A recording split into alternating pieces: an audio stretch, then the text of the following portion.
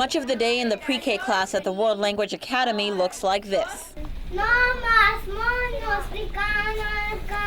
Children learning the basics in Spanish.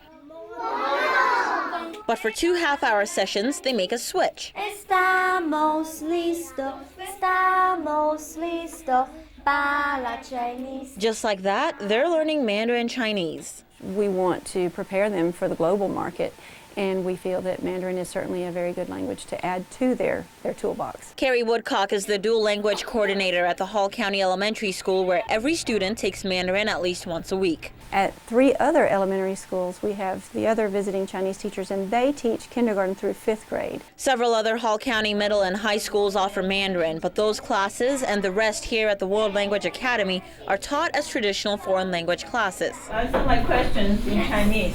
The pre-K class at WLA is the only one where Mandarin is taught through immersion. The conversation is fully in the target language. She's not allowed to stop and go, oh, this means pencil. It's not that. That's foreign language instruction. Foreign language instruction would be lápiz pencil. This is just full-on conversation, as if you were dunked into another population. In Atlanta Public Schools, foreign language teachers must conduct at least 90% of the class in the target language, like Miss Yang's 1st grade class at Toomer Elementary.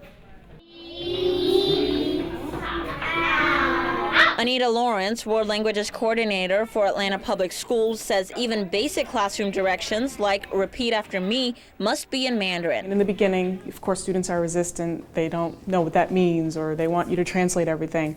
But the more teachers do it, the more students are receptive and start to adjust. Toomer is the only Atlanta public school where Mandarin is required. At 4 other schools, it's optional. Lawrence says 50% of the middle school kids opt in. But they like the fact that it's something that, it's not common in the community. They've heard of their peers learning French and Spanish, but Chinese is something that's kind of a rarity.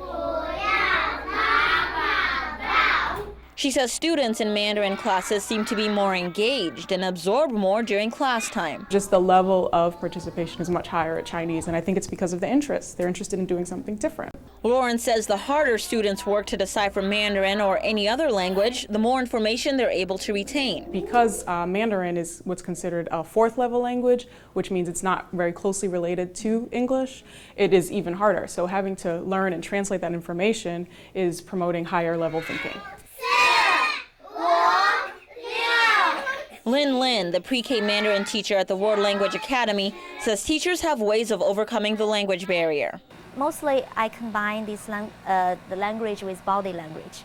Like when I teach them say apple, I do this like apple, and then they are so cute. Now even they say I want to buy apple, they will say 我要买苹果 like this. And her secret weapon? Music. They grab it really fast. They grab it faster than I imagined. Yeah, and then through the music, they pick up some words, and through some instruction like standing up, sit down. Woodcock says by the end of 5th grade, a World Language Academy student would be quite proficient in Mandarin, but not fluent. Research would suggest that a student learns to be fluent in English 4 to 7 years to get that academic proficiency. Likewise, Spanish is very similar to that.